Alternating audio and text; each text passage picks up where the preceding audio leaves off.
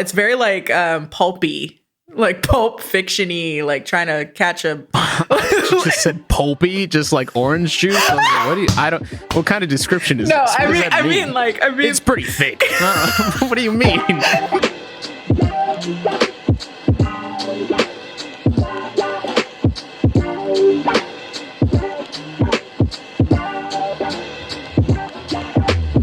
Welcome to Camp Counselors, a more butter show where we discuss, debate, and inform each other about the best and worst campy movies out there. I am your host, Mista GG, and I am joined today by KennieJD. Hello, everyone. It's good to be back. This is my second time, so it's a fun time already. I'm KennieJD. I'm also on YouTube as KennieJD. I have a series over there where I talk about bad movies while doing my makeup, and it's called Bad Movies in a Beat. I also have a show here on More Butter called In Defense Of, which is where I defend movies that did a bad job at the box office or got really poor ratings, and we decide whether or not they actually deserved it.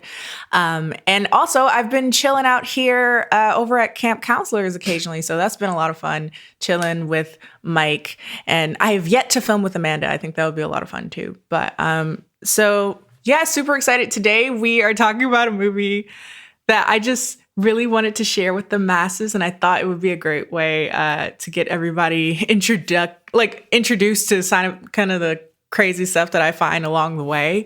But before we get started on that, big congratulations that both Camp Counselors and In Defense Of have charted in the top 50 on Spotify podcasts for film and TV, which is really cool. I was like, oh my God, amazing. So we're still trying to chart to number one, because obviously we deserve it. We're putting a lot of work in, people. We're watching a lot of garbage. And last week you guys watched Velocipaster, right? Yeah, you made a video on that too, right? I did. I was like, oh yeah, they're going to unpack that. That's going to be a fun time. I've yet to, I want everyone to see it at some point. It's funny because people will tag me as if I've never seen it every 6 months. They're like, did you know that this exists? And every time I see it, I'm like, yes, it has a soft spot in my heart. My favorite scene is the, they just did the text overlay of a car exploding. And I was like, oh, the VFX thing. Yeah. At the beginning of the movie. Yeah. I was like, I love that. I love the honesty. But feel free, by the way, everyone, to give us a 5-star review, ratings, watch, drive it all up for us. Let us reach that number one spot. We'd really appreciate it. Comment, give us all of the love on YouTube as well. But this week, we are unpacking yet another one of those. I like to call them hear me out films. They're like films that you feel like were only made by drunk or high people in a room, and they're just like, hear me out. Killer Sushi. I wanted to call this a B movie so bad while I was watching it, but I was like, honestly, I feel like I don't want to disrespect it. This is a passion project. Yeah. So someone went into this and they were like, I'm going to do this, and this is how it's going to be done. And that kind of leads into one thing I did want to talk to you about. And I guess that's a little early, but I'll bring it back up later if I remember. I've never seen so many people so passionate about creating such a nonsensical movie in my life. Every single person was like, I'm giving my 100%. And I really appreciate that, honestly. Today, we're talking about Dead Sushi 2012. Yes, Dead Sushi is a film about killer sushi. Killer sushi, yeah. Yeah, that murders people and whatnot. So you're the one that lobbed this out, Kenny. So how did you even get to this fucking movie? People always ask me, where do you find this shit? And it's like, it's y'all fault. I don't go looking for it at this point. It's really very much so people have added me ferociously. I think it started when I did a video on another Japanese movie. This movie is Japanese, by the way. And that movie was called Hot Gimmick, Boy Meets Girl or Girl Meets Boy or something like that. And side note, if you ever get a chance to watch it, it is truly one of the most out of pocket fucking things I've ever seen. That movie is supposed to be a romance. It's based on a manga, a Japanese comic book, and it's just chaotic. And I said something very lovingly about Japan. I was like, yes, this feels like something from Japan. It's like if I expect something out of pocket, it's probably coming from Japan. And people were like, "Oh, Kendall, you like movies that are like killer inanimate objects, and you just talked about how you just love like random out of pocket shit that comes from Japan. Have you seen Dead Sushi?" And I wanted to do a video on it, but I watched it with a friend of mine, drunk as shit, and I realized I had nothing that I could really add to this experience by myself. It's definitely one of those films that you have to experience with another person to even fully wrap your head around at some points. So I was like, I think I'll hold off on talking about this on my channel. But now the fortunate opportunity to talk about it with another person has presented itself, and I was like, this seems like a prime opportunity to do so. Yeah, and that's actually a fun little thing to bring up too, real quick, just to kind of deviate. A lot of people, I mean, obviously you talk about movies, I've talked about movies. A lot of people will throw B movies at me, and I'm pretty sure you feel the same way. Like you just said, not every B movie is like easy content. There are some movies that you watch and you're just like, this is funny. But I'm just going to sit here and tell you the movie, basically. Like, you might as well watch the damn thing. Right, like, I can't give you another experience with it. Especially with, like, retelling of jokes type thing. It's like, I'm letting you know. It's like, hey, this one guy said a thing, and I'm not going to say it as funny as if you would have just watched the movie most of the time. So it's just going to be me butchering punchlines. It's like, basically. Hey, man, this was the setup, and then over-explaining it afterwards. It's like, if you wanted to hear the joke, just watch the movie. I do find that a lot with, like, comedy in general. Like, as much as I want to make fun of a non-funny comedic movie, a lot of times I can't really make much content out of comedy because I'm not making fun of something that's supposed to be made fun of. It's like, you just sound like someone who takes their life a bit too seriously. And so I just kind of drop it there. But this is definitely a fun movie. Yeah, I hesitated. Quick, was it when you suggested it, had you already watched it or did you watch it afterwards? I had seen it before, but it'd been about 2 years since I seen it. Oh, you said you watched it drunk, correct? Okay. Yeah. Did you rewatch it at all, or are you just going off the dome right now? I did. Okay. I rewatched it. I think I watched half of it last night, and then about maybe 3 or 4 hours ago, I watched the other half of it, and I was like, yeah, I didn't remember most of it. It felt like a fever dream. Like I knew, I knew that Sushi was flying. Sushi was attacking people. I remember there being a lot of titties for some reason, and then a lot of blood, but I didn't remember the grossness as much for some reason. There's a lot of gross just in this movie, but again, it's definitely something you put on with like a few friends, non-sober, and saying, hey, you want to watch this movie where like someone makes out with a piece of sushi and it kills them or something? Like, what do you want? So I think it's a quote unquote fun time, if nothing else.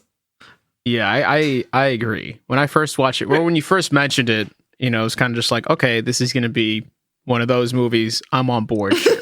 But watching it, I definitely wasn't disappointed at all. I was like, okay, I'm into this. I can see the love behind this. And I feel like when I can see the love behind a project, it's like, I can't hate it. I can't shit even on if it. I think it's stupid or whatever the fuck. It's like, well, who cares though? Like, it's just, it was made with love. So what am I supposed to do? I'm just supposed to sit here and enjoy it. And it's killer sushi. Obviously, the people that were like, we're going to come together to make a film weren't going to be like, oh yeah, I'm about to make the fucking Titanic. They were like, no, I'm making killer sushi or dead sushi. So yes. I'm into it. There's also like a style to it, again, where everyone's so enthusiastic about making this movie. Like, everyone looks like they're just so on board. And then the editing actually is quite impressive too for what I would imagine is a rather like niche movie for people to enjoy. CGI wasn't great, but it's still like a lot of like computer generating sushi. So I was like, you know what? I love that you said you had an idea and you went with it. I love the ambition. So. there is in this movie, there's the main character, Kiko, I believe, and her father is a renowned sushi chef, and she's trying to learn the ways of it, right? It's very specific. You have to have years to master it. And they have their own little argument at the beginning, and she runs away. And she ends up going to an inn, and she works there with a bunch of people. And then that's where the events transpire somehow. I think that's a perfect way to say it, because I still don't know how we got here. Somehow. I was realizing right now when I was describing it, I was like, I'm going to have to tell you guys a lot of shit that kind of doesn't have anything to do with this, really. So let me just say there's a business group there. So there's a bunch of people, there's a bunch of characters, and there's an old disgruntled worker who's a bum now, who happens to carry around sushi. And I guess was it them? Like, they were developing some sort of serum, right? I think he was working in like a company that was developing a serum to basically like reanimate dead things. And correct. So he ended up losing his job because something, that sounds like a great idea just in general. So he ended up losing his job. And the company kind of made him the scapegoat for that research. And he like is really, disgruntled with them because of that. And he's just kind of poor and disheveled, eating sushi out of the garbage at this point before chaos ensues. Yeah. Correct. So long story short, he ends up coming back and he wants to fuck everybody over. So he just brings sushi to life. Or he brings a squid to life. Yes, to start off. Right. Full-size squid. Yes. And that is the squid that's the domino effect, and then starts infecting all the other sushi seafood on board. And that's the movie. Well, thanks for watching. The roll credits, that's it. But like there's also this like because like Keiko is kind of presented as if she's like incompetent largely. Like she's a woman, and her dad is like, you'll never be a good sushi chef because you're a woman. And she's like, fine, I will learn my way of sushi. I respect sushi. And so like she goes to this inn. The company workers or whatever from that company are there, and they're being like rowdy and annoying. And they kind of speak down on egg sushi because it's like, it's not fish, it's just like a throwaway thing. And she's like, you must respect the egg sushi. And then, so when all the sushi comes to life, the egg is like her pet that will protect her. And it talks, and it's the most unnerving thing. Like it's truly disgruntling, like whenever it talks. But basically it's just like running amok. I was gonna say it's funny when you were talking about the egg sushi, because someone who hasn't seen the movie, hearing you start to say that is like, what the fuck is she getting at? What does this have to do with anything? It's like, oh no, it's a character. It's a character that jumps on her shoulder every now and then and has this little like ooh voice that's all cutesy and guides her and helps her, and actually ends up helping her in the final battle too. Yeah, it like sacrifices himself and like blows up because there's so much like I could literally just throw out terms, and whoever's gonna listen to this will think that they're on the brink of a seizure. Because like, do I bring up the like the sushi zombies that take place towards the end? Do I bring up the like sushi battleship? The sushi battleship? Do I bring up like there's a lot of like slapstick comedy too. The egg sushi can spit acid. Oh yeah. Yeah. So he ended up being, I assume it's like a little boy, like a little buddy is like helping along, and he sacrifices himself to blow up the Salmon Row battleship. Like, do I talk about the swarm of bees made out of sushi or like piranhas that ate a woman alive? Like, what do I like? Where do I start? We could go down an entire list of things, right? Okay, so let me try. Let's try and dial back a little bit here. Okay.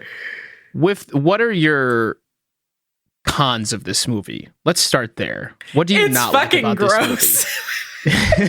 It's so fucking gross. Yes.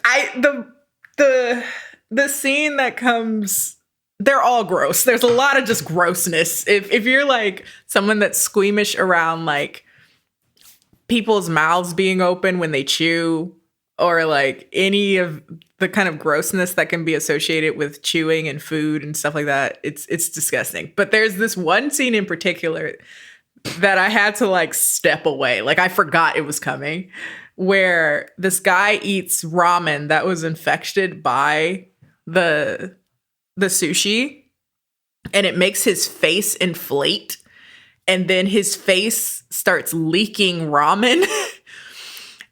And it is some of the most heinous shit. Like, I was just like, no, I can't do it. It's very like extreme Dr. Pimple Popper type situation. And I was just like, I can't do it.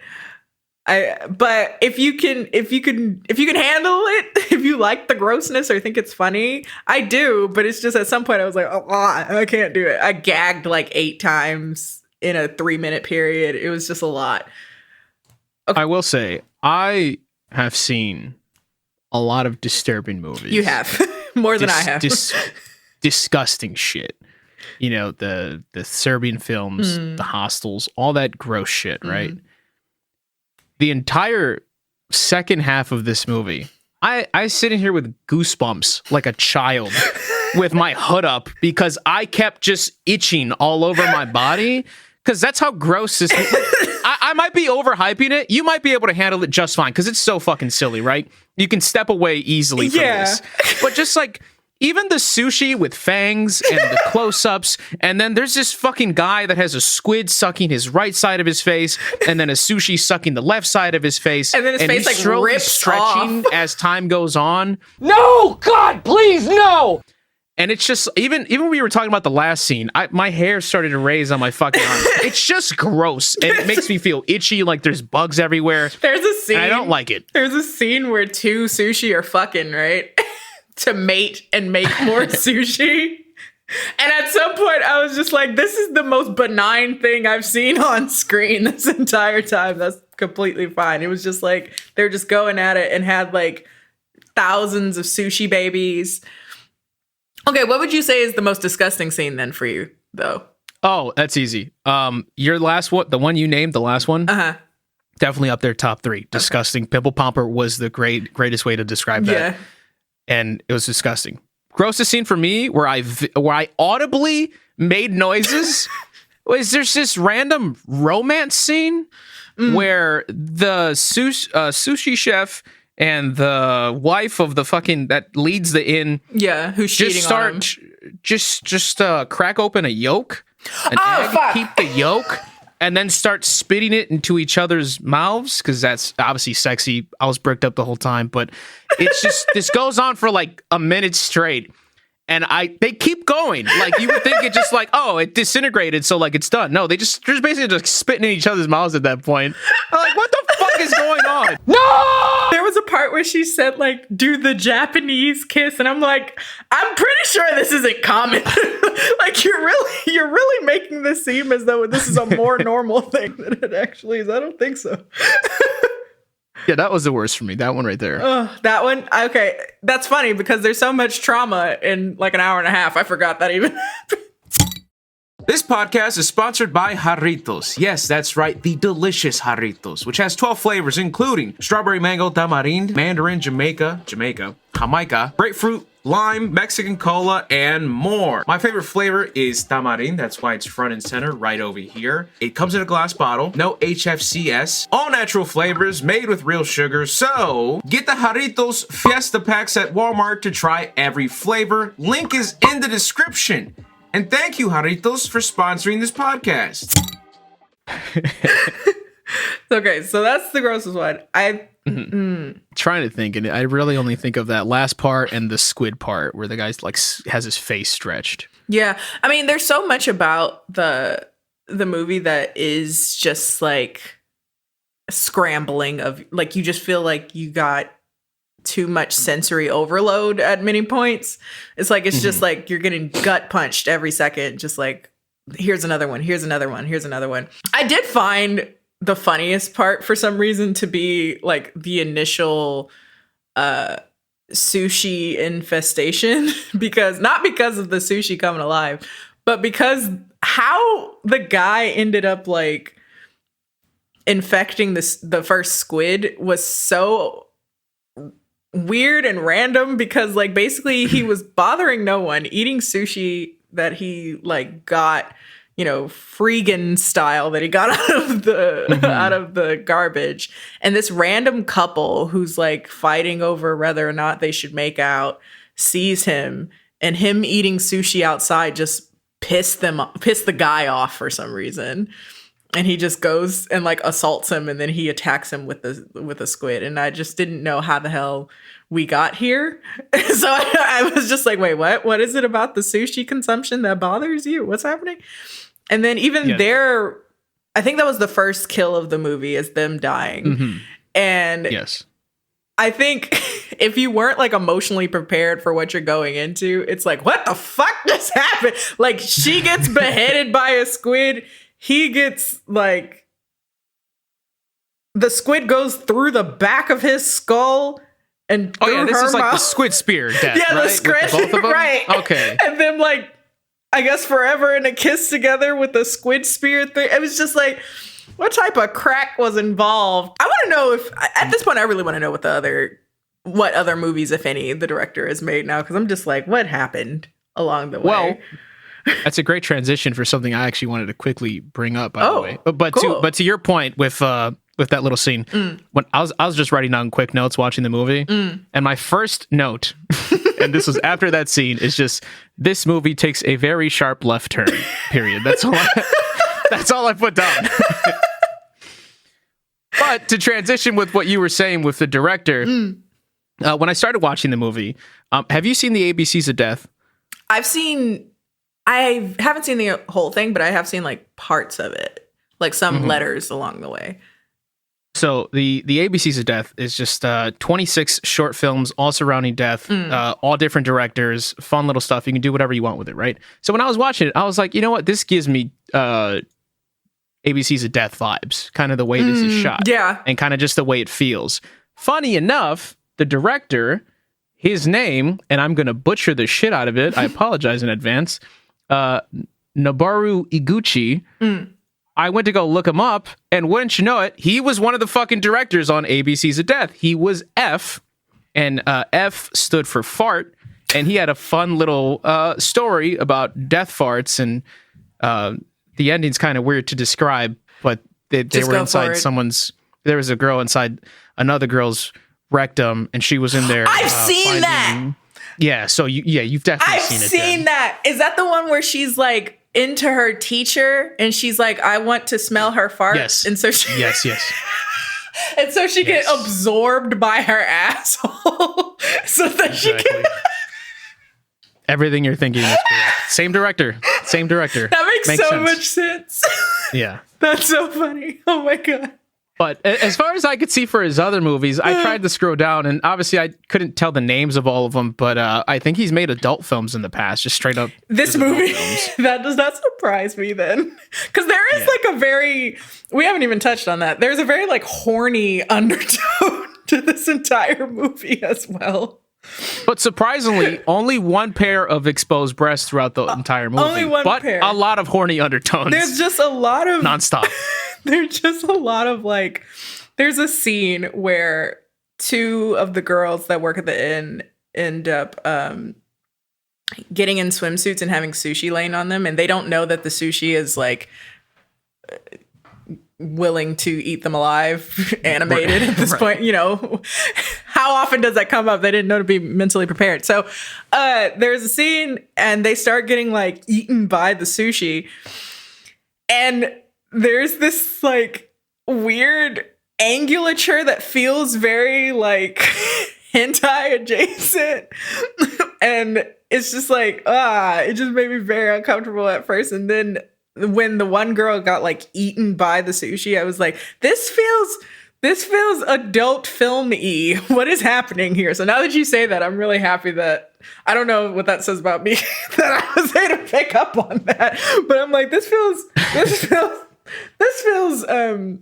more sexual. Maybe I'm just thinking that. Maybe I have a dirty mind. But no, now I'm happy that I wasn't too far off.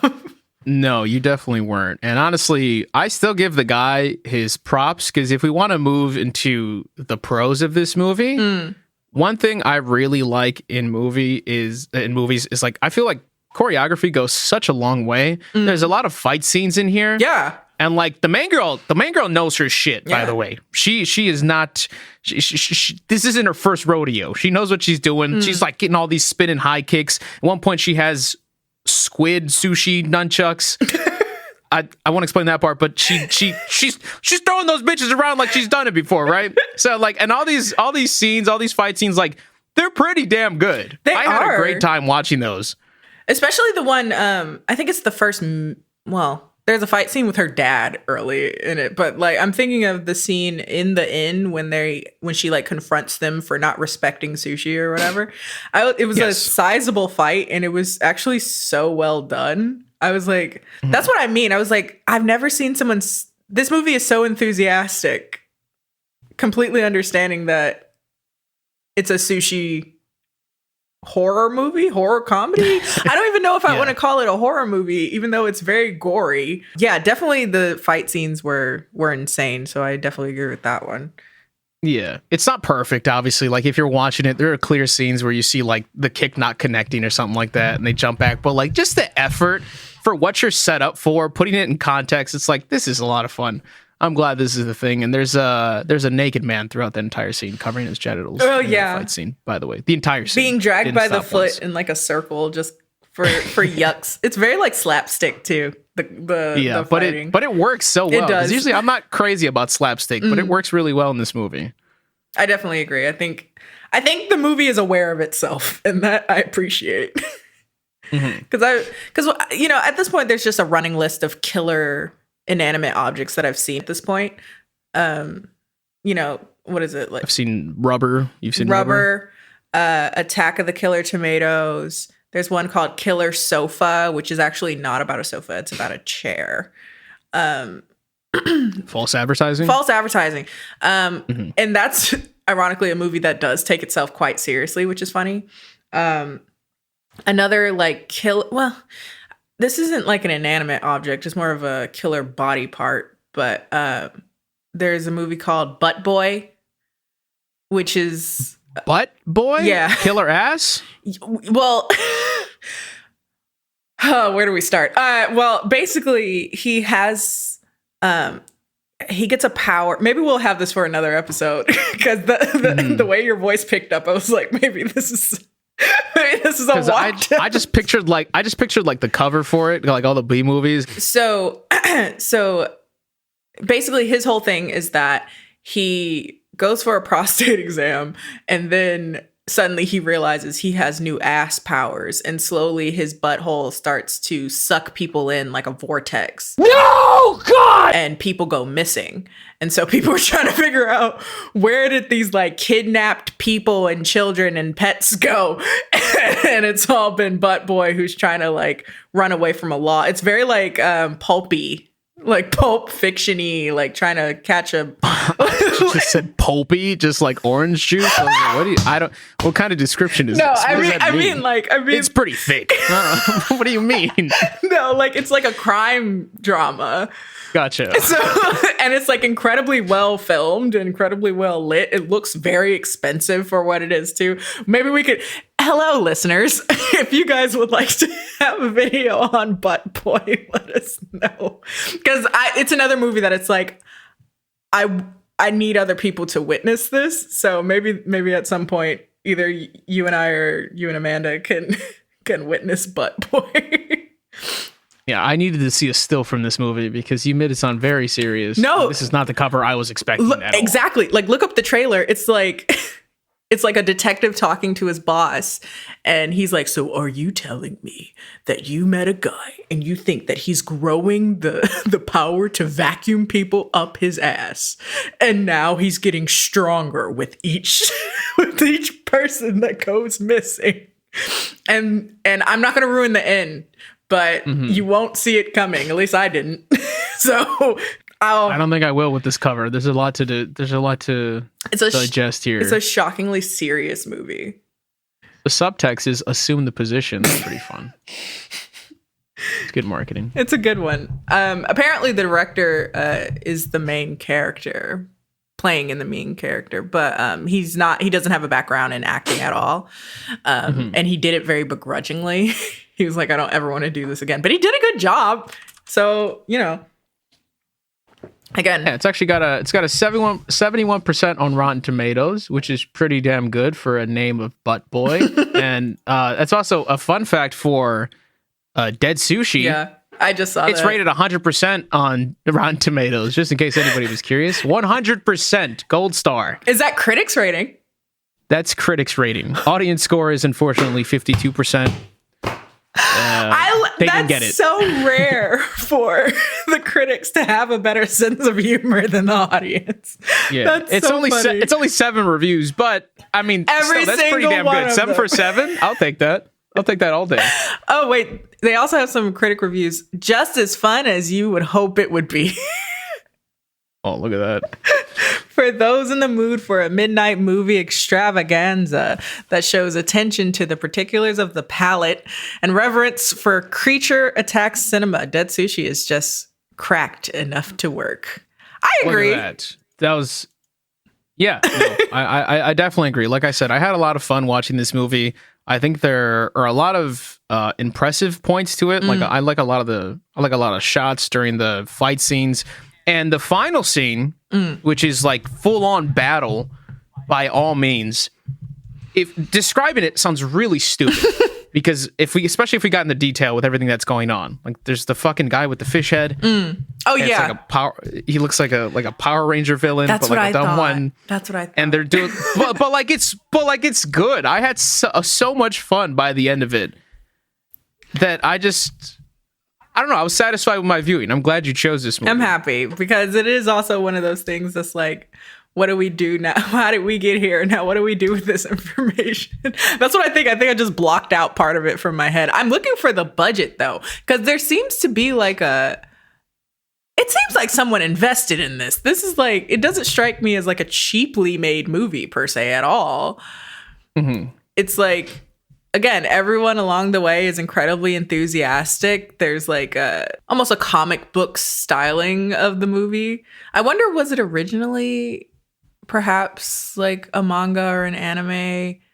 Well, no, the director, apparently the director got the idea for the film after Piranha 3D was a hit in Japan. So that makes sense. He took the inspiration from 1978's Attack of the Killer Tomatoes. This is way better when than it that came movie. when it came to the concept of food attacking people. So he went with that. Oh, Attack of the Killer think Tomatoes sucks. I've never watched it. Is it trash? It's about, I would say, give or take the same length of time as this movie is, but it feels like forever. I maybe laughed like twice. I laughed when this dude got dressed up to infiltrate the tomatoes and he made a mistake and asked for where the ketchup was. I did laugh at that. And then they burned him alive. And then there was also another scene, and I was about to explain it, and it doesn't sound as funny if I actually do it, but this woman just gets like interviewed by a newscaster after her husband got killed by a tomato, and the scene itself is so chaotic that it's funny. But outside of that, it was pretty boring. But I get that it's like a cult classic. It has a great theme song though, very very catchy. Yeah, but I feel like 2 laughs for a parody film is just garbage. I mean, this film, I at least laughed once every 10 minutes. Yeah. I mean, that's being like lenient on that. It's pretty funny. Like even the introduction of the egg sushi that we were talking about. Yeah. What happens is they this isn't going to be funny me explaining it, but they're bringing all the sushi to life. So it's egg sushi and then two like tuna sushis on like the left and right side of it. And then they just start like bullying the egg sushi. Like it's just like a hate crime. And then it's like, because they're like, you're not a real seafood. Get out of here, stupid. I don't know. Those little things catch me off guard, even though I'm already expecting the unexpected. I don't know. I like it. And then that's how because she was the one that was saying, like, you got to respect egg sushi too. So considering he was being degraded by humans and other sushi, he finally said, I found someone who's willing to respect me and be kind to me. And then he sacrificed his life by going head first into the battle sushi at the end. Whoever's editing this one, you're going to have to put at least a screenshot of that, because I don't think anyone will understand what I'm talking about without seeing this actual battleship made out of salmon roe. But yeah, like I was talking about a flying battleship of sushi, and then the sushi chef has the power to yell and instantly murder the sushi while Kiko is versing the tuna head villain with the giant axe. Yeah. I don't know where your imagination goes, but it's not what you think. So yeah, you're better off just watching the movie. I'd recommend this movie. Fun watch. It is. Not too long. What is it, like an hour 20, something like that? Hour and a half. Yeah. I'd recommend this movie. I'm cool. What are you thinking? Scale 1 to 10 for this movie. 1 being tent on fire, 10 being a delicious s'more, of course, in camp counselor terminology. I'd give it a solid 7.5, 8. Because I feel like it's something that I want people to watch. Because, with the title like Dead Sushi, it's like, you know what you're getting yourself into. Do I think everyone will love it? Absolutely not. But I think a person that I know well enough to recommend this, they'd get a lot of fun out of it. Yeah, I think I'm kind of on board with you. Putting it in the context of, this type of movie, which you're expecting. Yeah, I'm feeling 8-ish. Feeling jumping around at 8, which I feel like is pretty damn good. It's pretty good for what we're working with, obviously. Again, I wouldn't give that high for Attack of the Killer Tomatoes. So there you go. But Boy might be on par though. Butt Boy might be on par. Butt Boy is actually shockingly hilarious. But maybe again, if the people think that it would sound like a s'more, then maybe we can bring it on to camp counselors at some point. I think this is also a movie I more so just want people to watch. Yeah, It's just like. Yeah. So like it's a feel good situation. It's a feel good film by the end of it, and I think everyone will, if you knew that this is what you're going into, something a little gross, something a little outrageous, then you'll have a fun time. Mm-hmm. Yeah, that's really the only thing you need to prep for. It's just it's gross shit. It's just gross. Like that's the thing. If you really aren't prepared for gross shit, you just gotta warn me. That's my thing. Like you can't just rush into it. And there, a lot of this movie is just like, you thought you were comfortable. You thought you got used to it. Fuck out of here. Here we have. Pretty much, yeah. Here we have another thing. Oh God, I just remembered the scene again, even though we're like closing out, but I'm gonna leave this visual for people. There's a scene where the inn's wife has been cheating on him. And they finally reconcile after she becomes a sushi zombie, or she's on the course of becoming a sushi zombie. But there's this scene where she's just like spitting up chewed up rice. No! And he's just like wiping it out of her mouth over and over and over again, talking about how they will be together in this afterlife or whatever. And I'm just like, like, and you know what's sad is I actually considered getting sushi right before this, but then finishing it up, I was like, no, I think I'm good. I think this is enough for forever, quite a bit. Yeah, a lot of rice in mouths. A lot of for the chewed, sushi zombies. A lot of cheese. That's just their visual thing. Like if they have rice around their mouths, they're a zombie. That's the way to identify them. Just so you know. And then they bite people, and they also become sushi zombies. There's a lot to unpack. We only have so much time. Well, I think that's all we have to say for Dead Sushi. If you would like your question answered on the show, leave it in the form of a 5-star review on Spotify, and we will answer it on the next available episode. Make sure to follow More Butter on Instagram, Twitter, TikTok, and subscribe on YouTube. And thank you guys so much for listening to the Camp Counselors podcast. I am Mista GG. You can find me on YouTube, Mista GG, and pretty much everywhere else except Twitter, because I do not own that @ It is the Mista GG there. And Kenny? You can find me at KennieJD on most things as well. YouTube, Instagram, Twitter. Those are the places I tend to hang out most. All of which, again, are KennieJD. And and also, I almost did it again. I always forget to plug my own More Butter show. I'm also on In Defense Of here on More Butter as well. So check that out as well. And as always, guys, don't forget to butter your popcorn, and everyone have a good night. Peace.